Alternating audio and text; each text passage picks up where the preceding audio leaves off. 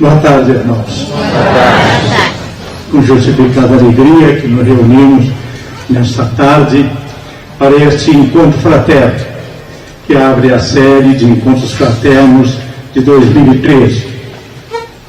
Estas reuniões com palestrantes convidados, que acontecem em nossa casa, com apoio da Associação Médico Espírita do Rio Grande do Sul. Realmente, para todos nós, é um motivo de grande satisfação poder receber todos os irmãos, daqueles que comparecem mais uma vez à nossa casa, como nos fazem há tanto tempo, quanto aqueles que estão pela primeira vez aqui em nosso meio. Sejam todos muito bem-vindos. E vamos nos dirigir a Deus, uma prece, falando contigo, Senhor, nesta tarde iluminada, que nos acolhe com oportunidade de reflexões sobre tantas coisas importantes para o nosso esclarecimento espiritual. Abençoa o nosso propósito de bem aproveitarmos, Senhor, tudo isso que Tu nos ofereces. Que possamos, durante esses instantes, sintonizar com as correntes amorosas em que se movimentam os bons amigos espirituais que nos assistem, em Teu nome. Que possamos todos, emanados pelo sentimento do amor, aproveitarmos estes instantes, que eles transcorram com muita paz, com muita harmonia, e cumpra-se sempre a Tua vontade. Que assim seja. Muito bem, irmãos, como referimos, estamos iniciando esse primeiro encontro fraterno deste ano. Inserimos a composição da nossa mesa, que, informando os irmãos, estão conosco, aqui, da nossa direita para a esquerda, o doutor Paulo Rogério Aguiar, psiquiatra, trabalhador da nossa casa, integrante da Associação Médico Espírita do Rio Grande do Sul. Em seguida, o nosso irmão, doutor Carlos Eduardo Durcante, que retorna à nossa casa, para esse reencontro fraterno, que é médico, geriatra e escritor espírita. Aqui a nossa vice-presidente, nossa irmã Selma Oliveira. Meu nome é Pércio, eu conforme a presidência do nosso grupo, e o nosso querido palestrante convidado desta tarde, nos visita pela primeira vez, e nós o acolhemos muito fraternalmente, com muita alegria, com expectativa, de desfrutar felizes momentos de esclarecimento e de convívio.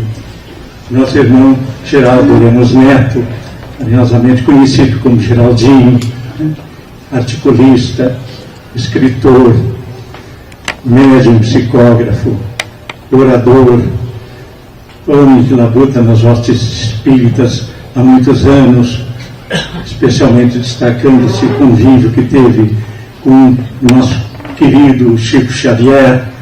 Está conosco nesta tarde aqui, nesse encontro promovido pela Ana, e aproveitamos para lhes dar as boas-vindas, abraçá-lo muito fraternalmente. E passar de microfone.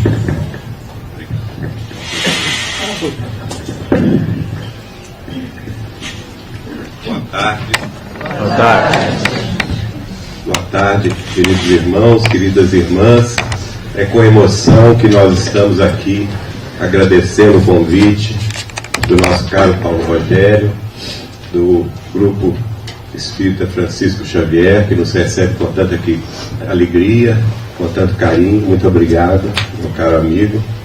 É especial para o nosso coração também recebermos aqui o pessoal da Associação Médico Espírita do Rio Grande do Sul e agradecer o convite para o convívio fraterno desta tarde, uma tarde de luz, que eu agradeço do fundo do meu coração pela vibração amiga que tenho recebido desde quando cheguei ao Rio Grande do Sul na sexta-feira. Então, inicialmente nós vamos ter um tema que é a obra de André Luiz dentro da explicação e da ótica dos espíritos de Emmanuel e Ney Lúcio. Mas antes eu quero fazer um breve preâmbulo sobre o processo em que esse material da psicografia inédita de Chico Xavier chegou às nossas mãos. Eu sou de uma família espírita da cidade natal de Pedro Leopoldo, na cidade natal de Chico Xavier, chamada Pedro Leopoldo, em Minas Gerais, e meus avós e tios avós, tios e tias avós, já eram espíritas antes mesmo de Chico Xavier se tornar espírita em 1927. E acompanharam toda a trajetória do querido médium e amigo desde a sua meninice em Pedro Leopoldo. Então fui criado dentro desse ambiente de casos, de ocorrências, de fatos que me encantaram na minha infância e juventude, guardando eu o desejo de conhecê-lo, coisa que veio acontecer em 14 de outubro de 1981 em São Paulo, quando minha tia-avó, Nair Machado Pascoal, me apresentou o Chico numa tarefa de lançamento de livros. Então, desde quando o conheci, já o conheci na tarefa dos livros, né? Acho que a espiritualidade vai nos encaminhando para aquilo que devemos trabalhar e nos concentrar. A partir de 1984, nós fomos pesquisar textos antigos da psicografia dele na cidade de Pedro Leopoldo e Belo Horizonte, capital do estado de Minas Gerais, e passamos a editar livros de sua psicografia, inicialmente através da União Espírita Mineira, onde servimos na diretoria por 12 anos, de 1983 até 1995. Mas nós não imaginávamos que, depois da desencarnação de Chico Xavier, nós teríamos contato ainda com materiais inéditos de sua psicografia.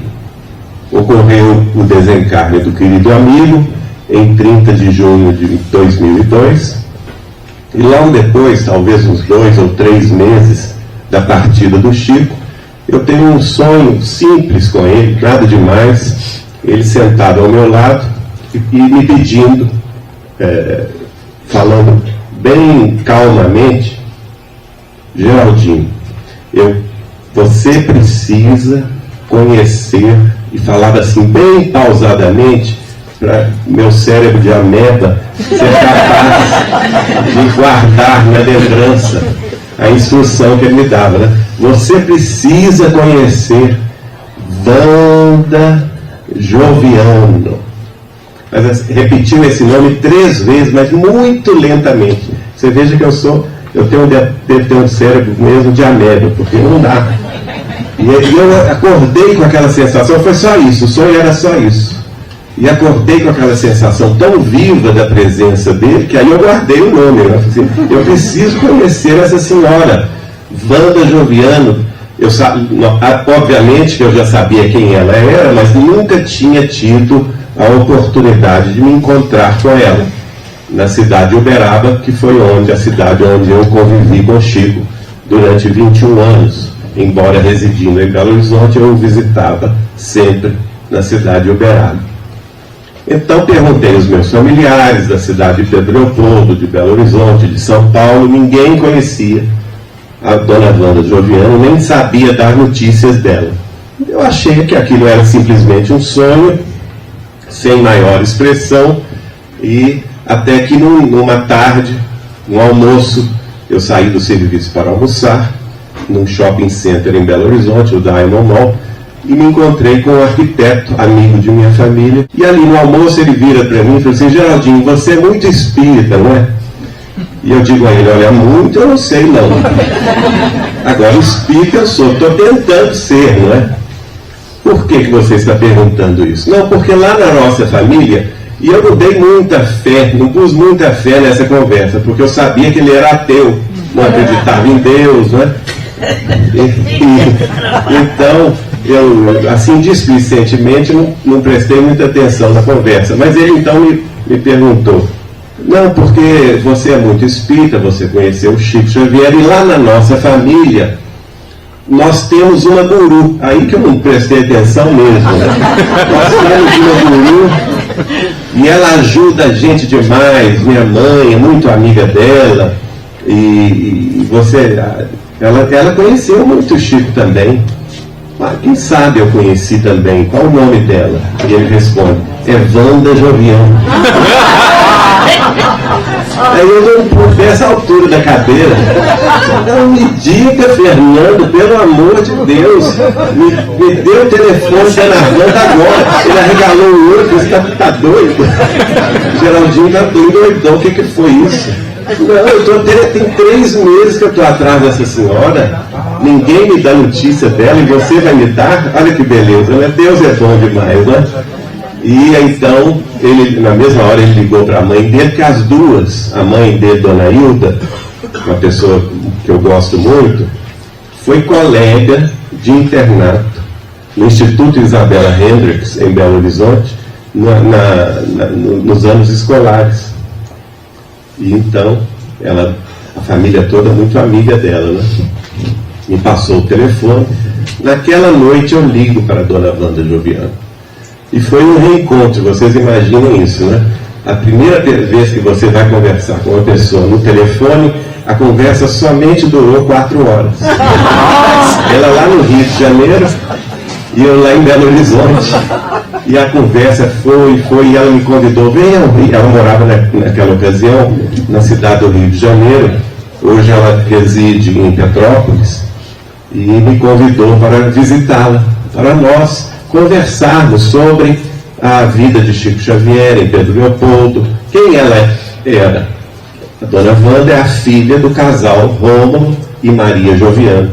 Dr. Rômulo Joviano era o chefe do Chico na fazenda Modelo do Ministério da Agricultura na cidade de Pedro Leopoldo, onde o Chico Xavier trabalhou desde 1931 até 1959, né? E Dr. Rômulo foi quem o trouxe para a fazenda Modelo. O curioso é o seguinte, ele esteve no sul do país, ele foi diretor da fazenda Modelo no início do século.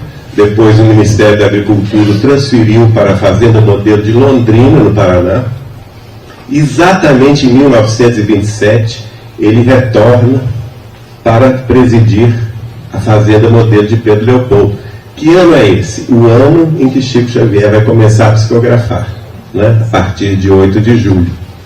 E em 1931, por influência do irmão, Dr. Fausto Joviano, que era vizinho do Centro Espírita Luiz Gonzaga, onde Chico já trabalhava mediunicamente, o Dr. Fausto, vendo que o Chico tinha muitas dificuldades financeiras e de sustento da própria família, recomendou ao irmão Dr. Rômulo que o empregasse na fazenda. E assim aconteceu em 31. Em 35, o Chico fez um concurso público para ingressar definitivamente como funcionário público federal, e junto a ele, os dois prestaram o mesmo concurso. Estava Wanda Joviano, a filha do casal Rômulo e Maria, né? Então, eu tenho conhecimento com esse material maravilhoso. Dona Wanda, eu vou ao Rio de Janeiro, passo um final de semana lá com ela, e ela, nas conversas, me contando como era o Chico, a frequência do Chico, não só ao trabalho que ele executava na fazenda, no campo profissional, como também e principalmente a frequência dele ao culto do Evangelho do lar da família Joviano. Este culto que a família realizava 2 vezes por semana, terças e quartas-feiras.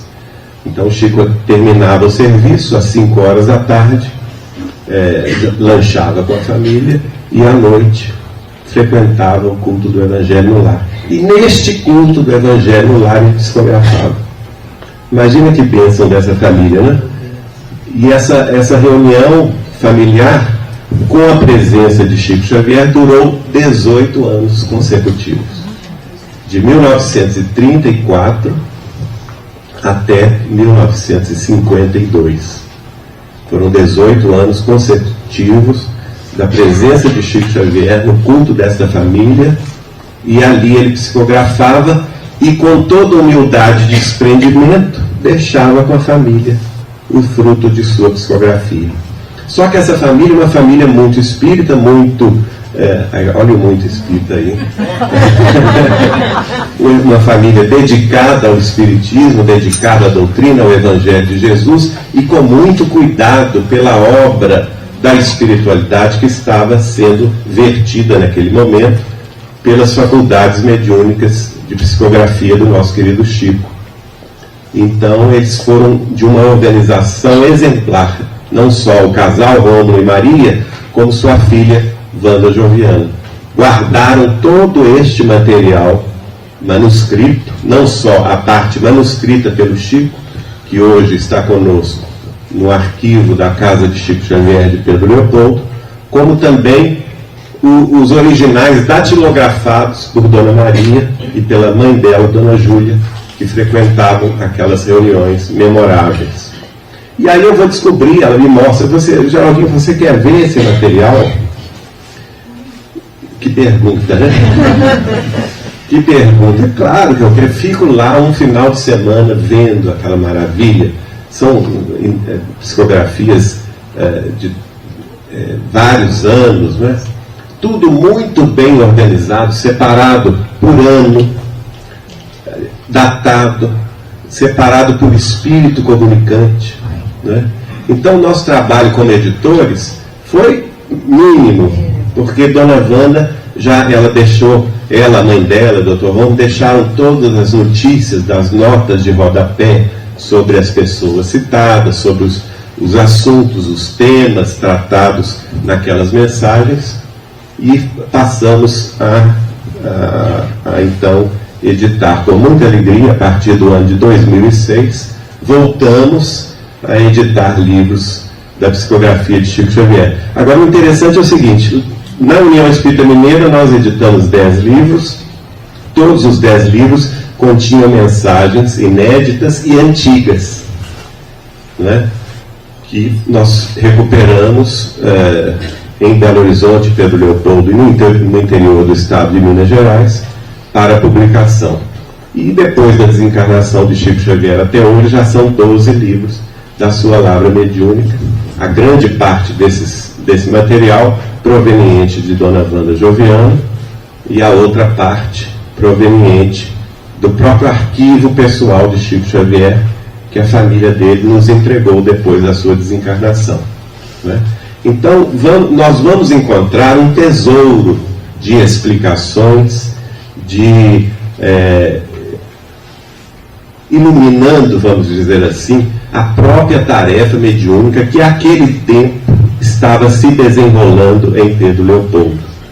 E encontramos trechos e frases tanto do espírito de Emmanuel a respeito dos livros que estavam sendo recebidos pelo Chico, quanto também do espírito de Neio Lúcio, que comentava aquelas ocorrências. Quem é Neio Lúcio? Neio Lúcio, em última encarnação, foi justamente o avô de Dona Wanda Joviano, o professor Arthur Joviano. Ele foi secretário de Educação do Estado de Minas Gerais. No início do século XX, ele fez uma profunda reforma do ensino, uma reforma do ensino que foi considerada, naquela ocasião, de bastante sucesso. Tanto é que o Ministério da Educação o convidou para trabalhar no Rio de Janeiro e implementar também reformas no ensino do início do século. Ele vai desencarnar em dezembro de 1934, no culto do Evangelho lá da família. No dia seguinte da desencarnação dele, o Emmanuel escreve e avisa: olha, o professor chegou muito bem do nosso lado, mas ainda não tem condição de ele mesmo dar as primeiras notícias, mas cremos que em breve ele virá. E de fato, 8 meses depois, o professor Arthur Joviano começa a escrever as mensagens que nós reunimos em 4 livros. 3 deles são as mensagens ordenadas por datas, né? Cronologicamente ordenadas. Sementeira de Luz, o primeiro; Sementeira de Paz, o segundo; e Colheita do Bem, o terceiro. O quarto existe com as frases principais que tiramos desses 3 livros, chamado Pérolas de Sabedoria. E das mensagens de Emmanuel editamos 2 livros, o Deus Conosco e o Iluminuras, também neste mesmo esquema. São desses 2 livros que nós trouxemos as frases que esses 2 benfeitores espirituais escreveram pelas próprias mãos de Chico Xavier, abordando a obra de André Luiz, né? Então nós vamos pedir licença para tratar deste assunto. A primeira notícia da chegada de André Luiz ocorre no dia 31 de março de 1943. Olha que curioso. O Chico falava muito isso comigo. Nós temos que prestar atenção nas datas, né? Prestar atenção, elas têm um significado profundo. E é justamente na data da desencarnação de Allan Kardec, 31 de março, né, que Emmanuel vai escrever através do Chico que ele estava preparando um companheiro para escrever sobre a vida espiritual.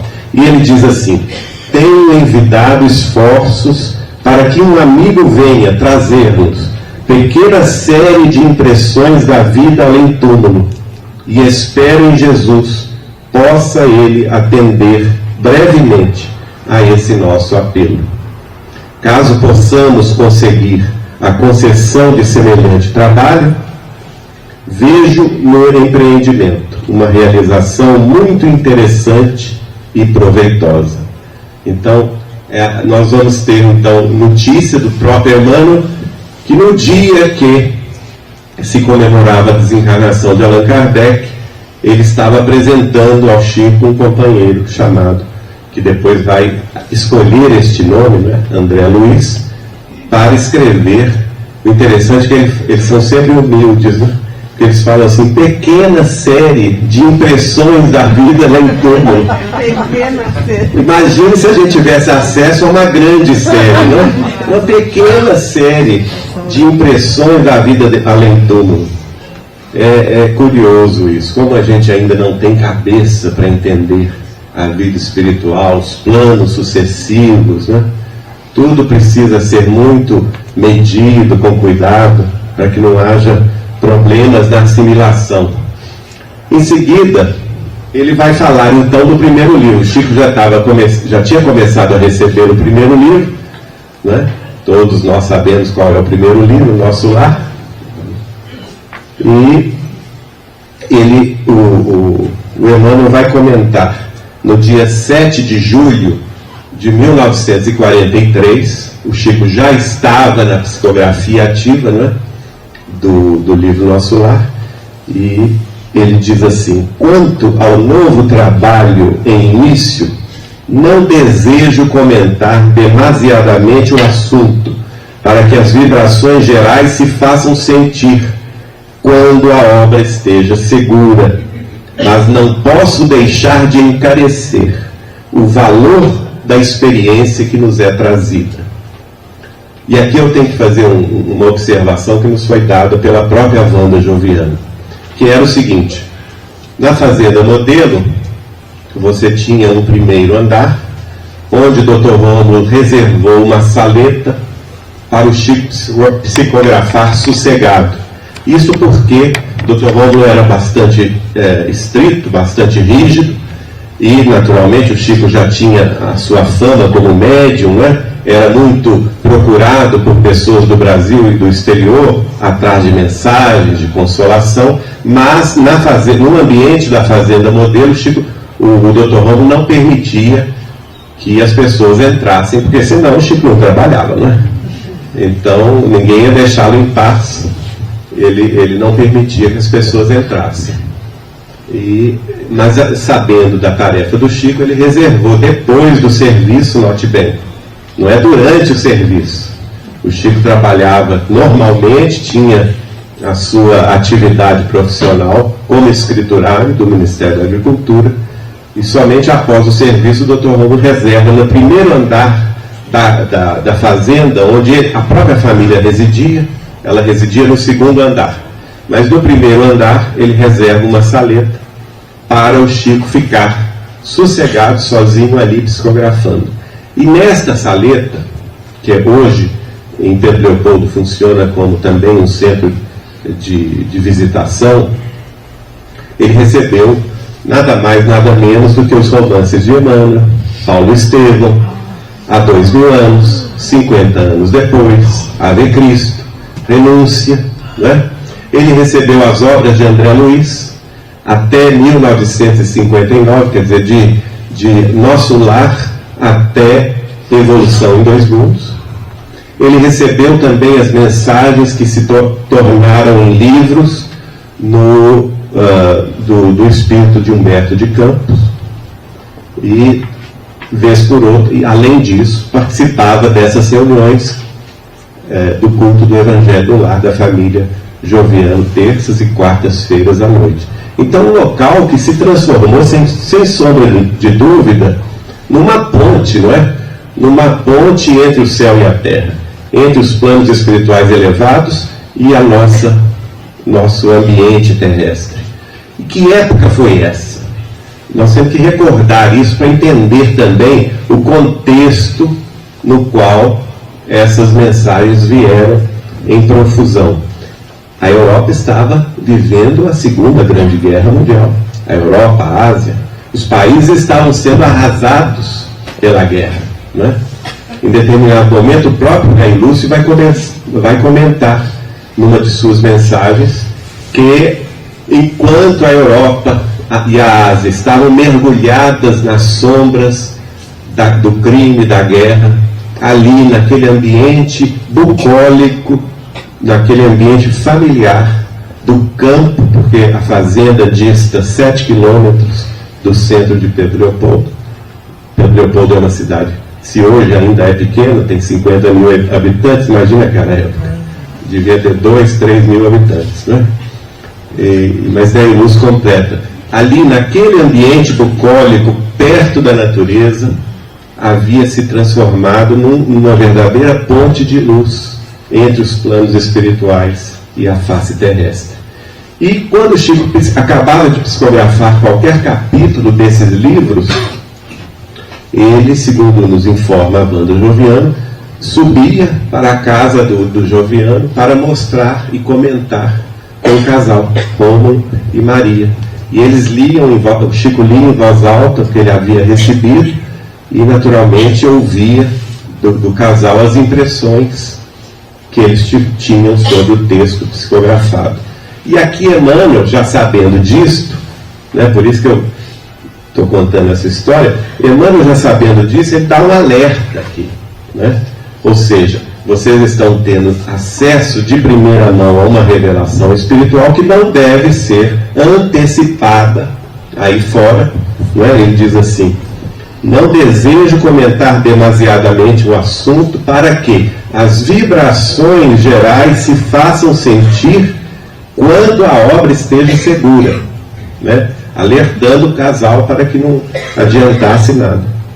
E reforçando, não deixo de encarecer o valor da experiência que nos é trazida pelo mensageiro.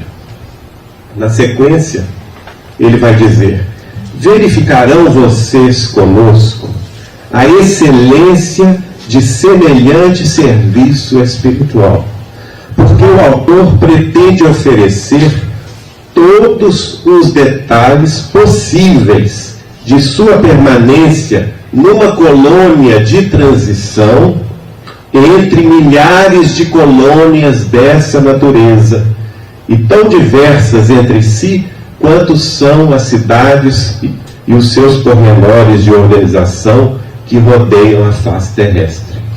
Então, ao se referir a esta revelação espiritual que André Luiz estava trazendo, mostrando para nós que a existência de uma cidade cujo nome era cidade espiritual, cujo nome era Nosso Lar, ele também já antecipa que Nosso Lar era apenas uma cidade entre milhares de cidades espirituais dessa mesma natureza, mas que são tão diversas no mundo espiritual quanto são diversas as cidades, as culturas, as nações, as crenças na face terrestre, né?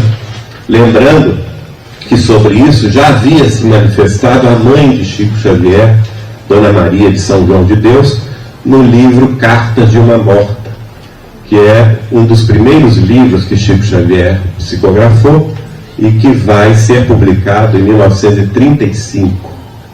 E Dona Maria de São João de Deus também vai dizer isso de forma semelhante, mostrando a surpresa dela de conhecer os planos espirituais e verificar, por exemplo, que as cidades espirituais muçulmanas, as cidades espirituais indianas, chinesas, japonesas, anglo-saxãs, eram muito diferentes das cidades espirituais brasileiras, cada um respeitando a continuidade da vida dentro das próprias concepções, dentro das próprias crenças, culturas e preparo, mostrando a diversidade que há na vida espiritual.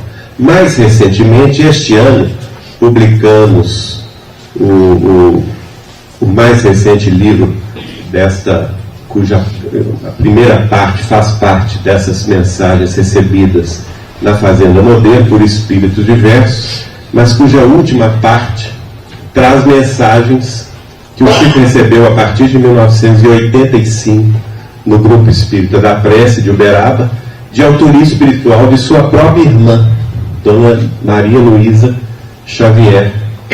E é interessante porque Dona Luísa era a irmã mais velha de Chico, ela e Chico tinham idade próxima, e era a irmã dos 14 irmãos que ele teve, era a irmã mais próxima do coração.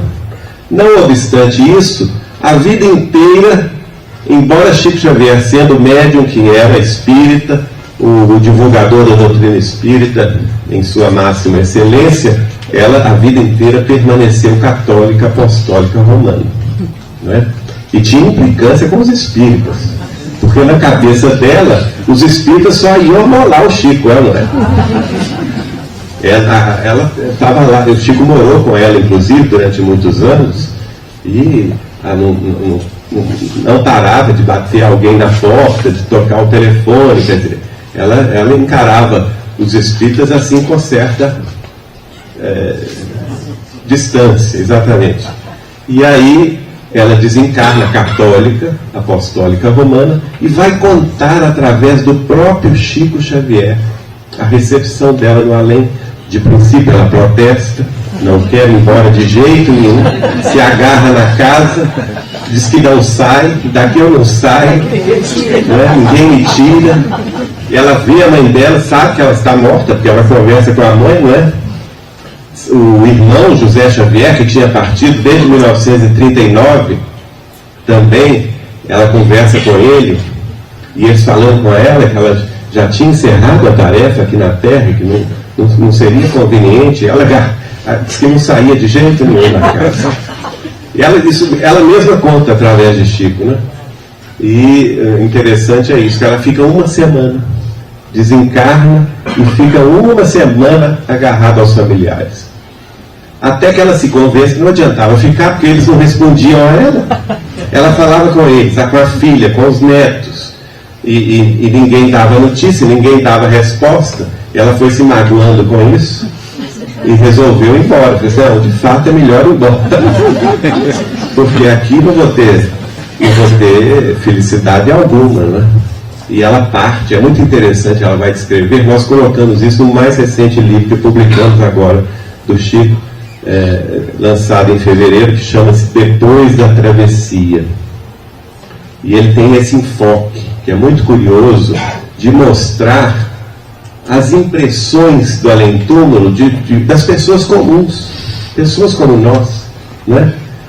Desde pessoas problemáticas, pessoas de condição mediana e pessoas também mais espiritualizadas. Dentre elas, Dona Luísa, que embora de fé diferente do próprio irmão Chico Xavier, sempre foi um coração grande, sempre dedicou-se à caridade, né, ao amor fraterno, e por isso era muito querida também em Pedro Leopoldo. E Dona Luísa vai também descreveu uma cena muito curiosa, que é a chegada dela no mundo espiritual, numa cidade, e ela inclusive diz que o voo do veículo que a levou ao mundo espiritual, à cidade espiritual onde ela residiria a partir de então, demorou 45 minutos, de Pedro Leopoldo até a nova cidade espiritual. E em lá chegando, ela contrariada, porque ela ainda estava contrariada, né? Mas estava ao lado da mãe, estava ao lado do espírito de Sheila, chegou na cidade e ela divisou logo ao longe, assim que ela portou na cidade espiritual, ela divisou 3 amigas muito beatas, católicas, com o terço na mão, amigas beatas de Pedro Leopoldo e de Matozinhos, que é uma cidade vizinha, 7 quilômetros de Pedro Leopoldo. E aí ela fica mais satisfeita, porque está vendo as amigas dela ali, não é?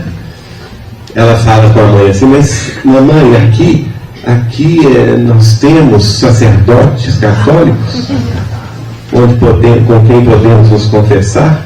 E a mãe dela: tem sim, perfeitamente, minha filha. Olha ali, mostrou para ela, passava um sacerdote paramentado. E a mãe dela fala com ela: aqui é uma cidade espiritual destinada a abrigar os católicos romanos, né? E leva ela aos aposentos novos. Lá estava o santo da sua devoção, lá estava o terço que ela gostava tanto, mostrando que Deus não violenta ninguém. Deus é amor. Deus não violenta ninguém. E o mundo espiritual não é mundo espírita. Ele pode ser espírita, mas é o mundo espiritual dos humanos da Terra, né? E tudo há que respeitar uma graduação, há que respeitar o tempo, né? O despertar das consciências para uma compreensão mais alta da vida. Mas é curioso que ela pergunta assim, a mãe fala com ela assim: olha, Luísa, aqui você vai ter um tempo de refazimento, um descanso, você vai poder descansar ao lado de suas amigas beatas, de Matozinhos, de Pedro Leopoldo. Vocês vão poder frequentar as reuniões da sua fé católica, não é? As missas, podem se confessar com os sacerdotes, que são homens de Deus, que aqui residem, não é? Vocês estão agora num período de descanso. Mas ela, já desconfiada, ela pergunta para a mãe assim: mas e os espíritas? Eles estão por aqui também? Ela se lembrou do Chico, os espíritas amolando o Chico, né? Como quem diz: eu não quero saber de espírita perto de mim. E Dona Maria de São João de Deus fala com ela: não, minha filha, os espíritos não aportam por aqui, não. Os católicos têm essa chance de descansar. Espírito é assim: desencarna e já vai para o trabalho. Já vai logo para o trabalho, não tem descanso nenhum. Então se anime, viu? Não quero desanimar ninguém. Mas aí vamos voltar ao nosso lar, né? Vamos voltar ao nosso lar. Desta feita é o professor Arthur Joviano que vai escrever no dia 18 de agosto de 1943 sobre o nosso lar. E ele diz assim: estamos assistindo às narrativas concernentes ao nosso lar. Os melhores trabalhos não são aqueles que despertam a mais forte emoção, mas os que proporcionam os valores educativos. Olha que palavra sábia, né? Os melhores trabalhos são aqueles que proporcionam a nós, espíritos imortais, os valores educativos da imortalidade. Isto é fundamental nós compreendermos. E na sequência ele diz: as sugestões desse livro, Nosso Lar, são imensas e valem como programas valiosos para todos os departamentos das atividades na Terra. Sem que vocês sintam, a mente se desloca para esferas mais altas. Muito importante essa fala. Nós estamos vendo os nossos irmãos aí, médicos, né, das associações médico-espíritas, fazendo um belo trabalho de pesquisa das informações de André Luiz, ligando-as com os avanços da ciência médica, né? Mas daqui a algum tempo teremos o Medinesp, né, em Maceió. E aqui o professor Arthur Joviano já está antecipando isso. Essas informações valem para todos os departamentos das atividades terrestres. Nós temos companheiros que conhecemos no campo da economia, que também estudam, no campo da administração, que estão estudando as informações dadas por André Luiz, aplicando-as na vida terrestre, na vida nossa, aqui da Terra.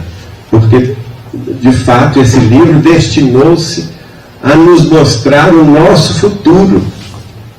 Que nós podemos dizer o seguinte: nós estamos aqui na atualidade terrestre e temos a chance de, lendo o nosso lar e as revelações que se seguem nos livros seguintes de André Luiz, de vislumbrarmos o futuro da Terra, daqui do nosso plano. Certa feita eu perguntei ao Chico assim: Chico, me diga uma coisa, nosso lar, porque é curioso, Chico recebe nosso lar em 1943. Vocês já notaram que ele fala lá em aparelho comunicador pessoal? O que é isso, gente? Aqui, ó. 1943. A Terra tinha chance de pensar nisso em 1943? Não. Nosso lar já tinha. Ele fala em tela plana, de projeção múltipla de imagens. Não é? Fala lá. Uma série de informações que antecipam o nosso futuro, né? E eu, então, pensando nisso, perguntei ao Chico: qual a diferença do avanço científico em nosso lar para o nosso plano? E o Chico me respondeu assim: 100 anos. Eles estão nos planos semelhantes ao nosso lar, eles estão 100 anos cientificamente na nossa frente. Imagina hoje, então, né? Em 2013, eles estão vivendo em 2113. Como será a ciência terrestre em 2113? Então, realmente, é muito importante isso. Agora, essa última frase também me toca muito. Sem que vocês sintam, ao ler estes livros, a sua mente se desloca para esferas mais altas. Porque nós aspiramos o melhor. Não é? Nenhum de nós quer descer. Quem quer descer? Né? Quem quer ir para as sombras? Ninguém. Porque isso a gente já está careca de saber. Né? Essas informações sobre as trevas, sobre as sombras, eu passo de lado, porque de certo eu já sei de cor. Eu não preciso ficar lendo muita coisa sobre isso. Não é? Na nossa trajetória evolutiva, nós certamente erramos muito, caímos muito. Para que saber detalhes das trevas e das sombras? Deus nos livre. Eu quero olhar para cima. O Chico tem uma palavra que eu gosto muito, que ele dizia o seguinte: olha, os desanimados e os tristes olham para trás, né? Os preocupados olham em volta. Quem tem fé olha para o alto, né? Quem é otimista olha para o alto, para a frente e para o alto. Nós devemos seguir esse caminho, né? Deixa o que está para trás, já passou. Já passou. Para que eu vou ficar olhando para trás? Né? E também preocupar-se muito com aqui e agora é perda de energia, porque aqui e agora também será passageiro. Certa feita, o Chico nos conta, e lá na casa de Chico Xavier nós temos a placa, que ele estava passando por uma angústia muito forte, um sofrimento muito grande, e normalmente ele pegava uma charrete, tinha um senhor dirigia uma charrete que o pegava em casa e levava ao serviço na fazenda Modelo. Mas nesse dia ele estava tão angustiado que ele preferiu ir caminhando 7 quilômetros. E ele pedia a Nossa Senhora que desse um alívio ao seu sofrimento, caminhando e pedindo. Aí o Emmanuel apareceu para ele no meio do caminho. Chico, o que é que você está pedindo aí a Maria Santíssima? O que é que houve, meu filho? Não, eu estou muito amolado. Não, então eu vou lhe dizer o seguinte, eu acho que ela está respondendo. Olha para cima. Ele olhou para cima e ele viu nas nuvens uma frase assim: isso também passa. Foi a resposta de Maria Santíssima. Isso também passa. Ele gostou tanto que ele chegou em casa à noite, depois de trabalhar na fazenda, e pegou um pedaço de papelão e escreveu: isso também passa. E pendurou assim na beira da cama dele. E assim, todo dia, a hora que acordava, ele olhava a frase e sossegava. Aí, no dia seguinte, aliás, passou por lá um amigo que era marceneiro. E ele tinha um sítio que ele colhia frutas e levava para o Chico, né? Era um rapaz muito bom e caridoso, gostava muito do Chico, levava frutas para o Chico. Aí viu lá no quarto do Chico esse papelão, né, mal ajeitado, escrito isso. O que é isso, Chico? O Chico contou para ele a história. Ele disse: não, eu vou fazer uma placa de madeira. E fez, com esse escrito, né? Isso também passa. Está lá conosco, na casa de Chico Xavier.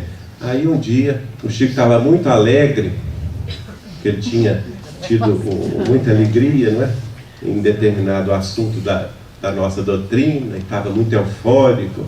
Aí o Emmanuel falou com ele assim: ó Chico, agora você também olha essa placa, serve também. Serve também para isso. Isso também passa.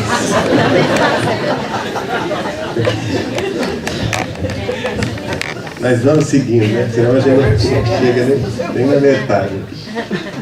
Em 8 de setembro de 43, Emmanuel vai continuar esclarecendo sobre nosso lar. Agradecendo em nosso nome a feitura do novo livro, Nosso Lar, estamos igualmente satisfeitos com o término do trabalho. Então, Nosso Lar terminou de ser psicografado no dia 8 de setembro de 43.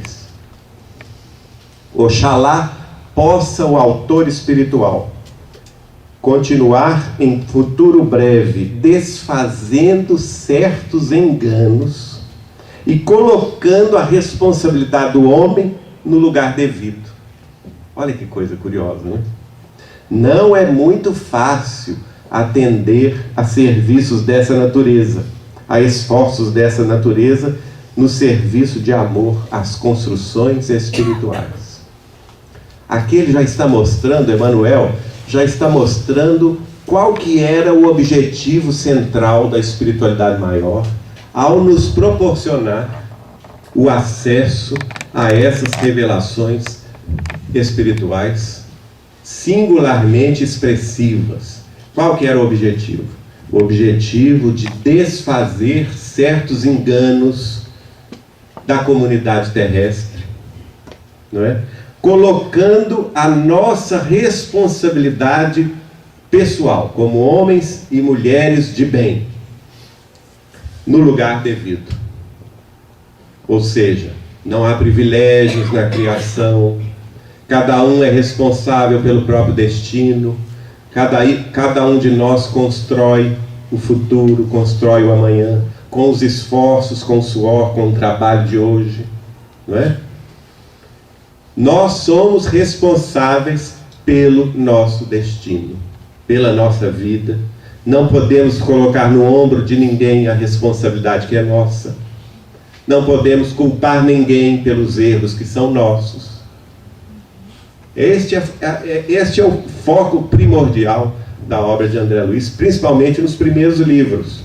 E já nós vamos ver isso muito claramente em Nosso Lar, com as narrativas das vivências de André Luiz, não é?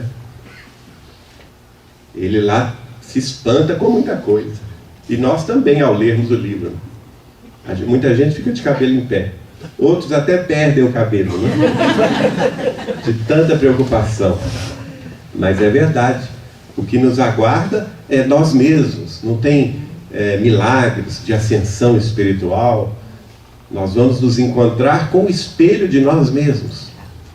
Essa é a grande verdade. E como disse Emmanuel aqui, não é muito fácil atender esforços dessa natureza no serviço de amor às construções espirituais. Por quê? Porque é mais fácil você comprar algo pronto, não é? Você ter uma atitude que vai lá, acha que vamos dizer assim, com muito respeito às outras religiões, então eu vou falar dos espíritas mesmo. A gente acha que eu vou ao centro tomar passe uma vez por semana e estou resolvido, né? São os famosos papapasses. Só vai no centro tomar passe e volta para casa. A vida continua a mesma, não muda nada, né? Ou então papa palestra também. Espero que você não seja, né? Espero que vocês não sejam papa palestra. Tem papa congresso. Não é? Só vou nos congressos. E fico todo animado. Não é bem por aí. Tudo isso é muito bom, faz parte da nossa fé, da nossa... esqueci do Papa Água Fluida. Que antigamente era Papa Água Benta, né? Aí mudou para o Espiritismo, é Papa Água Fluida. Não, gente, o Espiritismo é uma mensagem de renovação interior. Se ela não estiver renovando a nós mesmos, não está adiantando de nada. Nós estamos estacionados.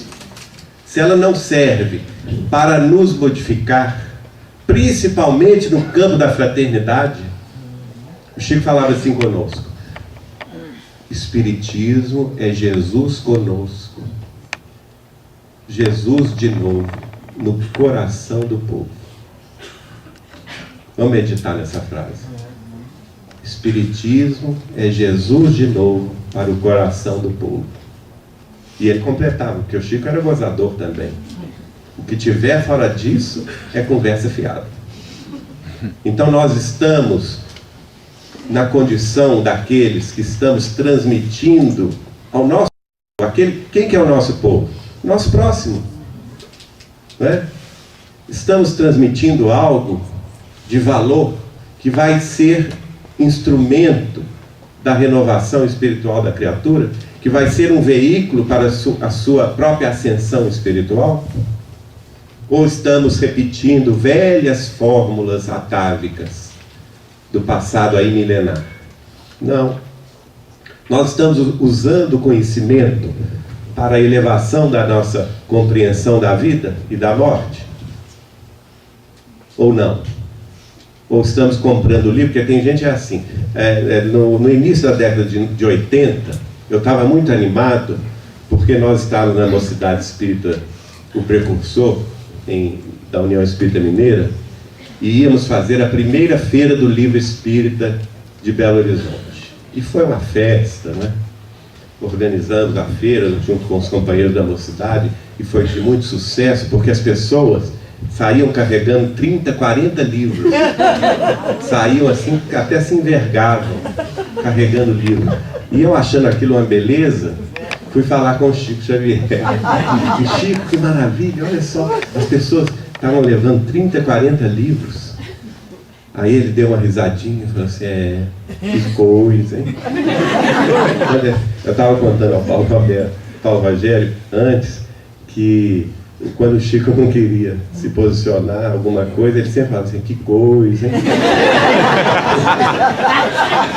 Mas que coisa, hein, meu nego?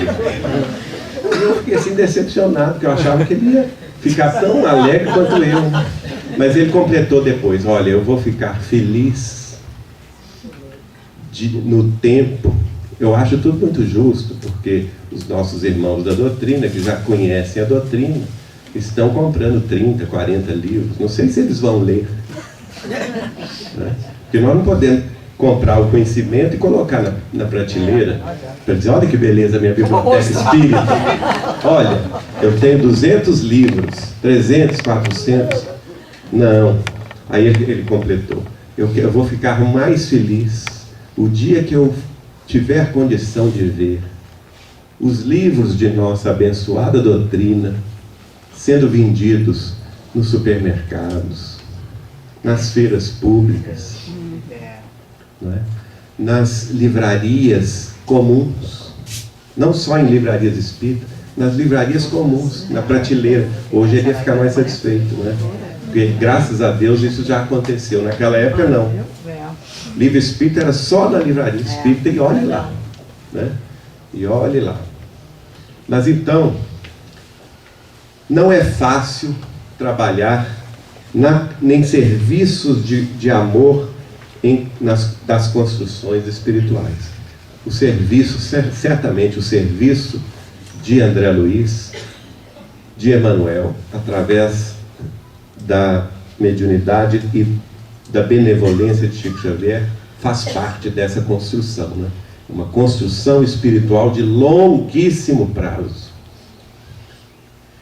Hoje, talvez, nós possamos compreender mais no campo científico, coisa que eles afirmaram quase 70 anos atrás. Por quê? Porque a ciência caminhou o suficiente para já compreender muita coisa. Porque naquela ocasião, e vocês acham o seguinte, Chico já era famoso, né? Em 1943, ele já era um médium consagrado. Porque o primeiro livro dele já foi uma consagração, o Parnaso de Além Túmulo. Então, Parnaso de Além Túmulo foi em 32.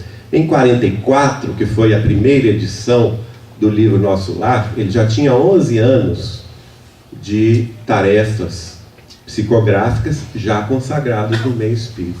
Vocês acham que foi fácil para ele começar a publicar essas informações? O que vocês acham? Não. Ele foi violentamente atacado. Por quem? O que vocês acham?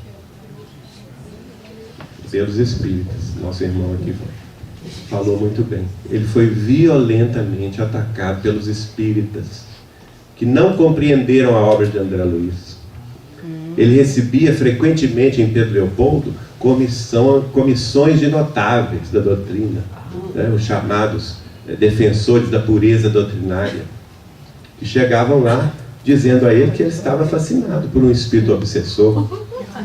Falavam com ele que ele estava fascinado por um espírito fascinador, que não era possível uma cidade nas nuvens. Não é? Ele ouvia tudo com muita paciência. Em determinado dia, a comissão estava lá falando na cabeça dele, e ele falou assim: não, vocês podem despreocupar, que eu não vou cair. Aí um deles, mais exaltado, falou com ele: tá vendo? Já caiu, porque já está tão vaidoso que está achando que não vai cair. E o Chico respondeu: não, meu filho, não é isso não, é porque eu já estou deitado. Não tem jeito de cair mais. São essas lições que o Chico nos dava todo dia. Era um perigo ficar perto dele. E por isso que não é fácil serviço dessa natureza, né? Porque ninguém gosta de ouvir as verdades espirituais. Normalmente a gente gosta da acomodação, deixar pelo mesmo, né? Deixa quieto. Em Minas tem essa expressão: deixa quieto, não mexe não. Mas o Espiritismo não deixa nada quieto. O Espiritismo, ele nos convoca a pensar. Kardec nos convoca a pensar, a analisar. A obra de Kardec não é análise pura? Sim. Não é? Perguntas, respostas, opiniões, conclusões, hipóteses, teorias. Kardec faz, por exemplo, a teoria da presciência. Vocês já leram? No livro A Gênese? Teoria da presciência. Ele elabora uma teoria, tendo em vista a sua meditação em torno das revelações espirituais. Ele fala sobre a faculdade de previsão do futuro. Teoria da presciência. Não é? Isso é muito interessante, a gente conhecer Kardec, estudar Kardec, é básico para a gente conhecer depois Chico Xavier, a obra que veio através do Chico, nessa complementação nessa construção espiritual de longo curso que é a doutrina espírita, onde um degrau é sucedido por outro, numa série ascendente, não é? O próprio Kardec não vai dizer que a doutrina é progressiva, porque se ela fosse estática, ela estaria parada no século XIX, e nós já estamos no século XXI. É preciso caminhar. A ciência não caminha, o Espiritismo precisa caminhar ao lado da ciência também, tendo as suas visões naturalmente complementadas. Vamos lá para uma mensagem de Arthur Joviano, nosso benfeitor Neio Lúcio, no dia 8 de dezembro de 43, quando ele fala já no início da psicografia do livro Os Mensageiros. E ele vai dizer: estamos muito satisfeitos pelo início do novo esforço de André Luiz. Que Jesus lhe permita a edificação de mais um detalhe da construção espiritual já mentalizada pelos que nos orientam das esferas mais altas. O trabalho educativo é muito grande nessas páginas iniciadas com o nosso lar. Olha que curioso. Nitidamente a gente já vai ver aí uma graduação, né? Nosso lar foi a antessala dessa construção espiritual, ou por outra, na linguagem da construção propriamente dita, nosso lar foi a base, a infraestrutura, não é? Foi o alicerce. E os mensageiros já foi o passo seguinte, já foi, vamos dizer assim, o andar térreo dessa construção. Ele fala que mais um detalhe da construção espiritual, mentalizada por quem? Vocês acham que é André Luiz que escreveu tudo aquilo? O que vocês acham? Ou ninguém acha nada? É sim ou não? Não? Não. Sozinho não. Muito bem. Né? Obviamente que o André Luiz foi o mensageiro escolhido para a transmissão desses ensinamentos. Olha o que a Neio Lúcio fala e afirma aqui. Essa construção espiritual já mentalizada pelos que nos orientam de esferas mais altas. Ora, André Luiz não estava em esferas mais altas, estava? Não. André Luiz era orientador de Neio Lúcio, de Emmanuel? Não. Ao contrário, né? Então, essas revelações foram mentalizadas de muito mais alto.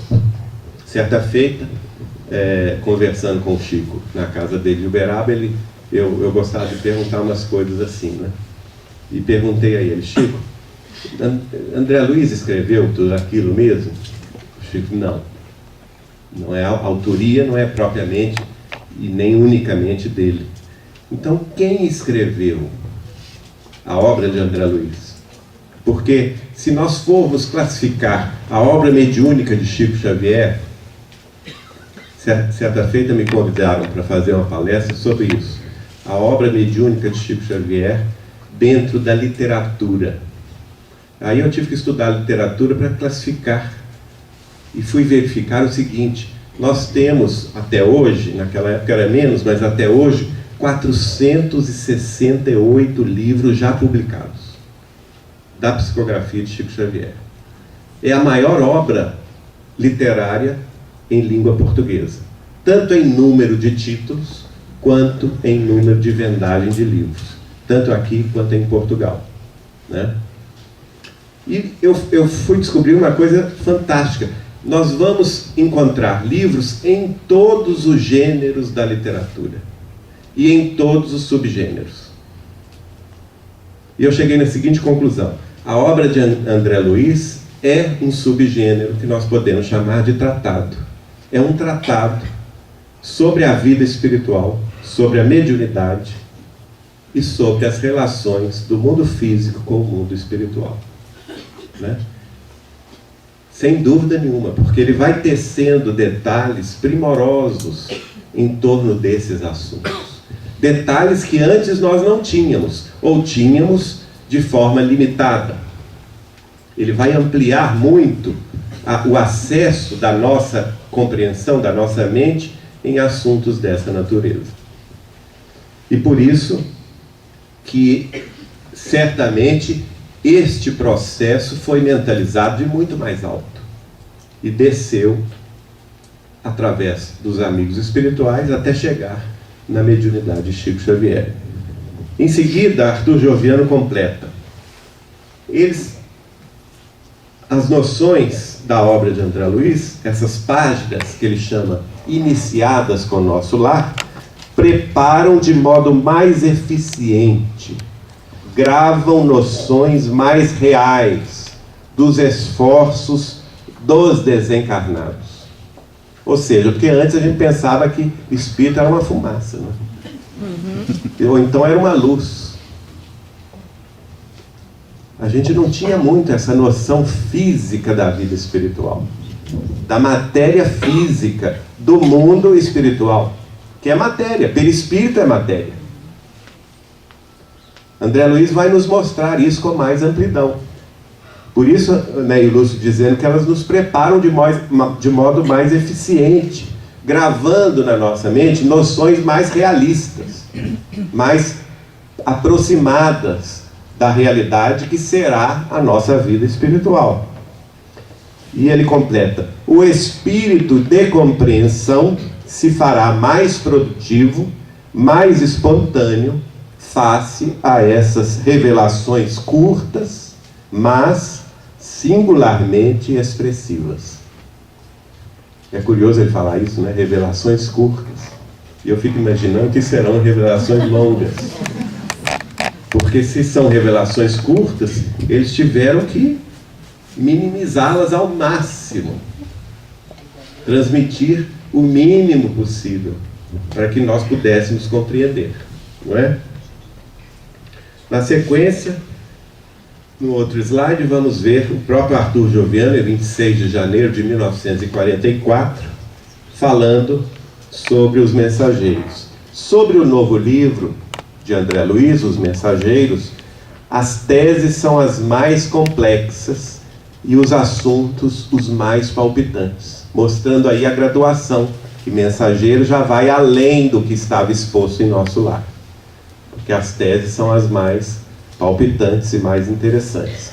É um mundo novo para a responsabilidade individual. Esse esforço foi muito estudado antes da organização que se alcança agora. Precisava-se de um nome impessoal que pudesse trazer semelhantes observações de caráter universalista. Olha que interessante. Ele está dizendo para nós que a obra de André Luiz tem caráter universalista. Então ela é dirigida aos espíritas? Eu pergunto a vocês. Não. Elas têm um caráter universalista. Lembrando a outra frase lá de Emmanuel no início, elas influenciam, devem influenciar todos os departamentos da vida terrestre. Então elas têm caráter universalista e vão acabar tendo esta influência. Graças a Deus hoje, naquela época não, mas hoje nós já sabemos que a academia, a universidade já está em vários setores, no campo da literatura, no campo da medicina, no campo da física, já está estudando essas informações dentro dos conhecimentos mais modernos, mais contemporâneos. Não é?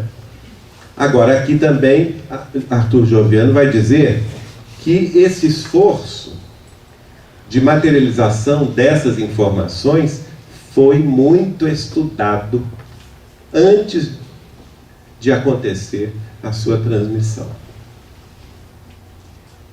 E por aí nós vamos reconhecer o cuidado da espiritualidade maior na transmissão dessas revelações. A revelação ela tem que ser realmente muito dosada, com muito cuidado, para que não haja distúrbios na sua assimilação.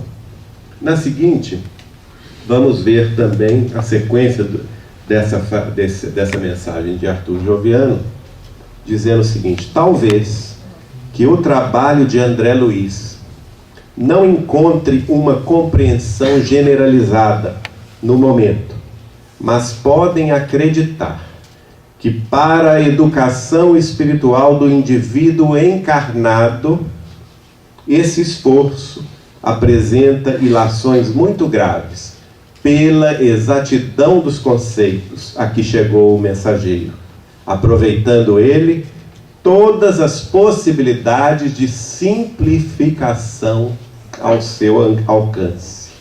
Vivemos hoje uma época de grandes revelações interiores. Primeiro já espanta ele dizer isso, né? Que André Luiz aproveitou, junto com os benfeitores espirituais, todas as possibilidades de simplificação ao seu alcance. Então eu fico imaginando o esforço. Eles devem nos achar assim bastante crianças espirituais, não é? É a mesma coisa, o nenê, quando chega na nossa casa, não é? Quando ele nasce, inicialmente vai ter o leite materno, depois, com muito custo, ele vai comer uma papinha, não é? Preparada, bem macia. Então, de certa forma, nós estamos ainda nessa fase da papinha espiritual. Nós estamos na fase da papinha, gente. A obra de André Luiz é uma papinha, que dirá do o alimento mais profundo, não é? Da alma, porque a gente não tem cabeça. Certa ocasião, o Bacelli, conversando com o Chico sobre isso, ele vai realmente perguntar exatamente sobre isso ao Chico. Os espíritos não revelaram mais, Chico? Porque o Chico comentava conosco que muita coisa não foi revelada, inclusive coisa que ele tinha escrito, psicografado, e que foi cortado pelos benfeitores lá do mundo maior. E o Chico falou com o Bacelli assim, ele nos contou: não, realmente não, porque nós não temos cabeça para absorver certas realidades do mundo espiritual. Mas foi o que é possível, não é? Que ele aproveita todas as simplificações ao alcance de quem? Ao nosso alcance, ao alcance da nossa mentalidade terrestre. Vocês imaginam o seguinte: se os espíritas caíram em cima do Chico na década de 40, 50, 60, se eles fizeram isso, imagina o resto. É ou não é? Sabe quando que a obra de André Luiz passou a ser respeitada de forma generalizada? Vocês suspeitam quando? Não? O Chico apanhou 30 anos, de 43 a 73, recebendo as críticas, as comissões de notáveis de doutrina espírita, falando com ele. Inclusive quando ele recebeu o livro Evolução em Dois Mundos, Mecanismos da Mediunidade, foram falar com ele que estava tudo errado. Comissão de médicos foram falar com ele que estava tudo errado. E ele respondeu, que o Chico também era firme: olha, André Luiz mandou dizer a vocês que vocês é que estão errados. E com o tempo, a ciência vai chegar no ponto de descortinar certos assuntos. E hoje nós estamos vendo isso. Hoje nós estamos vendo a ciência descortinar certos assuntos, né?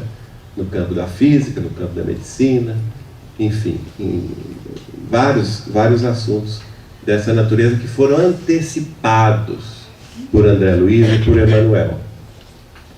Nós temos, por exemplo, vários grupos de estudo em Belo Horizonte, e temos acesso a eles, que estão estudando os romances de Emmanuel. Recentemente gravamos um programa com o nosso querido Marco de Espírito, e ele está fazendo um estudo aprofundado, estudo histórico aprofundado do livro Há 2000 anos. Que na época que Chico Xavier recebeu as maiores críticas, principalmente dos historiadores, dizendo que aquilo tudo estava errado, as informações históricas estavam erradas, né? Muita coisa, aquilo tudo era fantasia e não poderia ser verdade. E o nosso Marco de Espírito, já na sua pesquisa histórica, já identificou 206 pontos principais detalhes dentro da obra há 2000 anos que só foram confirmados pela história nos últimos 5, 6 anos. Detalhes que Emmanuel escreveu, aparentemente, nós que lemos o romance como se fosse um romance de distração, muitos de nós não nos apercebemos daqueles detalhes, mas que estão sendo hoje compreendidos. Detalhes como, por exemplo, o preço dos escravos, né? A vestimenta dos escravos nos leilões de escravos em Roma. Por que daquilo que Emmanuel coloca lá? Por exemplo, quando o Saul de Georas vai preso nas galeras e vai se encaminhar a Roma para ser vendido como escravo, ele chega lá e está seminu, com os pés branqueados de cal, né? E com a semelhança de uma boina de lã na cabeça, e portando também alguma coisa no peito. Emmanuel só cita isso sem explicar no livro. E as descobertas do Marco de Espírito, historicamente, em relatos históricos, ele vai compreender o seguinte. E outra coisa que Emmanuel fala: ele foi vendido abaixo do preço de mercado, mas não explica por quê. Isso é que é curioso, porque ele sabe que é a verdade e que a comprovação histórica virá mais tarde, né? E o Marco de Espírito descobre que os escravos eram realmente leiloados em grupos, seminus. Agora, aqueles que tinham os pés pintados de cal, de branco, eram os escravos estrangeiros, aqueles que não dominavam o idioma latino. Olha que coisa curiosa. E de fato, Saul de Georas era judeu, hebreu, palavra hebraico. E outra coisa, essa boina de lã na cabeça significava que ele era um escravo rebelde, um escravo violento. Aí compreende-se por que o preço dele foi abaixo de mercado. Não é? Detalhes que a pesquisa científica vai comprovando ao longo do tempo. Mas vamos voltar ao nosso assunto, né? Bom, aqui nós temos um quadro. Deixa eu voltar só um minutinho. Eu vou contar a história desse quadro de Carlos Chagas. O Chico, certa vez, pede a dona Susana Maia Mouzinho, nossa amiga dirigente do Lar Espírita André Luiz, de Petrópolis. Ela residia no Rio de Janeiro, passou a visitar o Chico, tornou-se amiga dele. Em determinado momento ele pede a ela: Susana, você faz um favor para mim? Eu gostaria que você pedisse a algum artista no Rio de Janeiro que fosse à praia de Botafogo e lá na praia de Botafogo pintasse o rosto de André Luiz, de Carlos Chagas, porque lá tem uma estátua do médico Carlos Chagas. Mas lá a estátua é de corpo inteiro. Eu quero que ele pinte apenas o rosto. Você faça essa gentileza? E ela pensou: meu Deus do céu, eu não conheço ninguém, nenhum pintor, né? Mas faço sim, Chico, eu vou procurar alguém lá no Rio para fazer isso para você. Então tá bem. Voltando ela era funcionária do Ministério da Educação. Voltando ela à sua repartição de serviço, e ela comentou com os colegas: imagine vocês que o Chico me pediu uma coisa difícil. Eu preciso arrumar alguém para pintar o quadro de Carlos Chagas. E ela não sabia que o colega que trabalhava no mesmo recinto era aluno da Escola de Belas Artes. Mas certamente o Chico já sabia.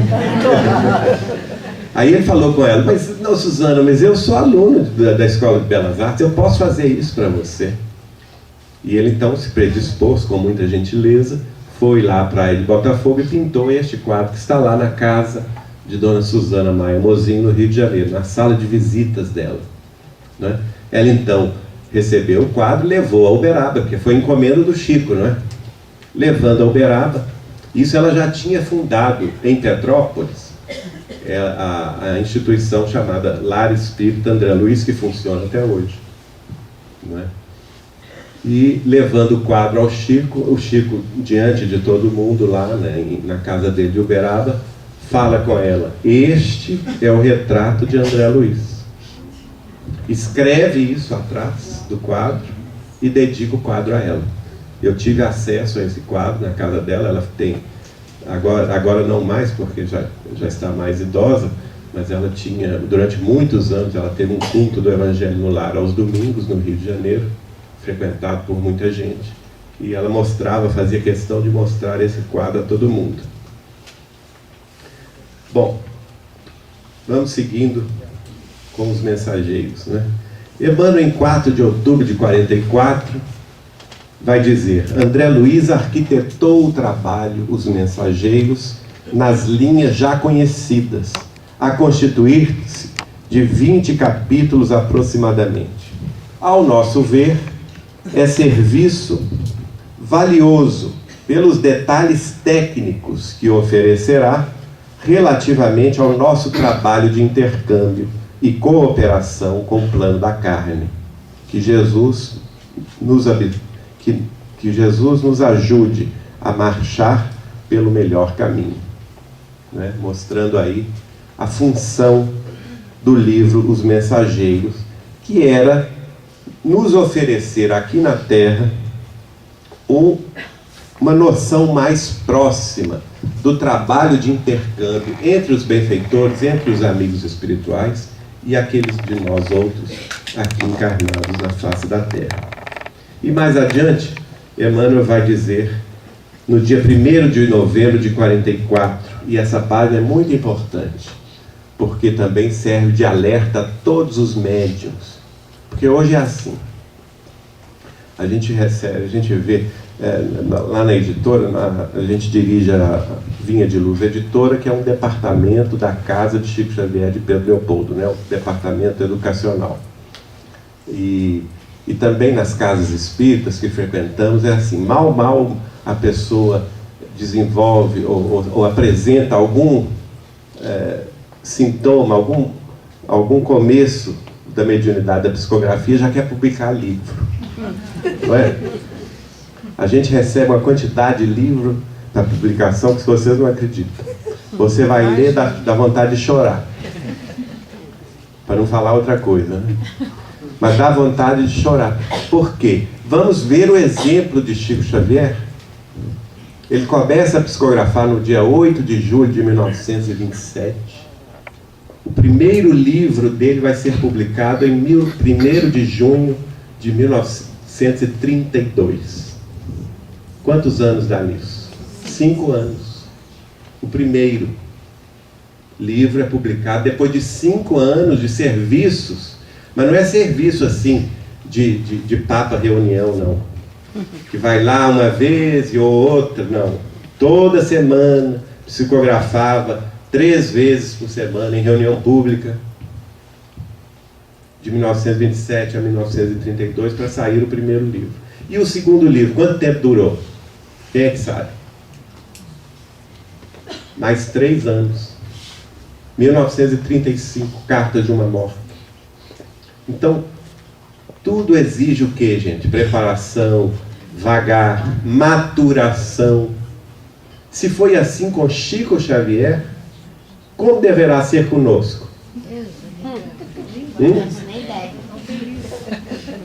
É melhor até nem ter livro, né?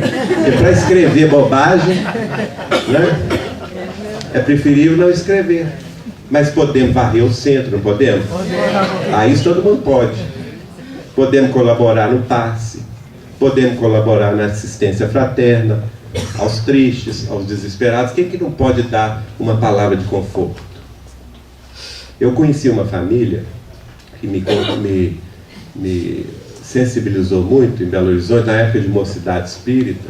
A gente fazia visitas fraternas, e era uma senhora que o marido largou porque as 3 filhas, ela teve trigêmeas, e as 3 filhas, ao longo do tempo, elas desenvolveram uma degeneração dos neurônios. Elas foram ficando paralíticas, e com uma série de inibições orgânicas, né? O marido deu no pé, largou a mulher com as 3. Bonzinho ele, né? Bonzinho. Mas aí nós conhecemos, elas já eram senhoras, as 3 meninas, né? Mas numa fé, numa alegria de viver, que a gente ficava com vergonha, né? E elas ficavam na cama, as 3 camas, assim no mesmo quarto, uma voltada para a outra, e a gente ia lá ter aula de fé. O pessoal da mocidade falava, vamos ter aula de fé? Vamos ter aula de alegria? Era visitar essas 3 irmãs. Por quê? Elas não saíam da cama, a não ser, naturalmente, para ir ao toalete. Mas elas gostavam de orar pelas pessoas. Então elas deviam fazer muito mais bem do que nós, que tínhamos pernas e braços. Que elas oravam, as pessoas iam lá pedir a elas para orar. Pedir orações, pedir preces. E elas faziam, mas com uma alegria, com uma vibração. Parecia que a gente estava entrando no quarto, parecia que era um centro espírita. Assim, de muito trabalho, né? Isso é uma lição para nós. Mas vamos ver aqui o que Emmanuel comenta sobre esse esforço de André Luiz. Cada página de André Luiz tem de ser muito estudada para observarmos até que ponto podemos ser úteis nesses adiantamentos da verdade. Bonito ele falar isso, né? Adiantamentos da verdade. Então é a verdade absoluta? Não. É um adiantamento da verdade. É como se levantássemos aqui um véu, né? Levanta aqui um véu e entra a luz. É o que eles começaram a fazer com o nosso lar, com mensageiros, missionários da luz, obreiros da vida eterna, no mundo maior, libertação, por aí vão. Daí a necessidade de vagar e maturação de cada raciocínio. Então podemos concluir o seguinte: o livro foi escrito às pressas? Não. Nem por Chico Xavier, nem por André Luiz e nem pelos benfeitores do plano mais alto que mentalizaram essa obra. E certa ocasião, acabei não contando, né, o fato. Certa ocasião, pedindo esclarecimentos ao Chico, quem é que escreveu a obra, ele me responde: 12 sábios da espiritualidade maior. 12 sábios. Ele não faz menção a 12 espíritos. Ele não faz menção a 12 benfeitores espirituais. Ele fez menção a 12 sábios da espiritualidade maior. E a gente, quando é mais jovem, é mais atrevido. Ah, Chico, conta pra mim quem são os 12. E ele não quis contar de jeito nenhum. De jeito nenhum. Mas eu era insistente, que eu sou teimoso também, ariano. Né? A gente é mais teimoso, é ou não é? É verdade. Então eu perguntei, aí ele falou: olha, eu vou falar um só. Sócrates é um deles. Não é? Sócrates é um deles. Então podemos desprezar essa obra? Não. Podemos não. André Luiz é o autor efetivo dos serviços, mas dos serviços. Serviço de quê, gente? De transmissão, né? De escrita. Mas há que obedecer a outros que nos dirigem e que desejam saber com justiça o que nós estamos fazendo com os ensinamentos que eles nos dão. Olha aí. Olha a nossa responsabilidade. Até nas nossas atividades aqui, na Terra, nos centros espíritas, nas tarefas doutrinárias, na assistência social, nós temos que dar contas do que nós fazemos. A nossa consciência e àqueles que nos deram esses ensinamentos. Porque, afinal de contas, nós já temos muito acesso a informações espirituais relevantes. Nós não podemos chegar amanhã no mundo espiritual e dizer assim: ah, eu não sabia. Ninguém me contou. Podemos? Não. Não podemos. Certa vez, visitando Pedro Leopoldo, Marlene Nobre, lá na casa do Chico, deu um depoimento muito bonito, que ela é de família espírita, né? Mãe e pai espírita, trabalhadores lá de São Paulo, fundadores lá do Cair Bar Júpiter, que recentemente comemorou aniversário, e o Chico, ela nos contando lá, que o Chico um dia virou-se para ela e falou assim: Marlene, você não pode falhar.